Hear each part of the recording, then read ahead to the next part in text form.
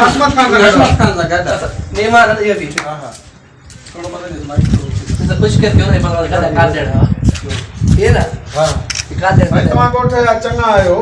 वडा आयो आई स्पेशली तमा इंदो तने बाज निका थी दो तो साईं तमा गोट जा चंगा आयो तमा गोट जा चंगा आयो वडा आयो वरी तो साईं तमा गोट जा चंगा आयो ऐं वडा आयो तमा स्पेशल तमा गोट जा चंगा आयो वडा आयो ऐं तमा शादी में लाज़मी अचजो तमा इंदो तने आदा निका थी दो तमा इंदा हो तदे आदा जो चंगा आयो वरी ॿुधायो बताइए सही क्यों तमा शादी में लाज़मी अचजो हां कोठे वडा आयो चंगा हो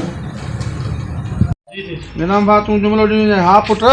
कुछ पैसा रहला है ने इन जला वेंदुस मथो लाला तू चयो जा ठीक है चाचा सही ठीक है हां बिस्मिल्लाह हां पुट कुछ पैसा रहल नी इन जला वेंदुस क्यों हाँ पुत्र कुछ पैसा रहना है इन लाए तो ठीक है चाचा भाई बोलो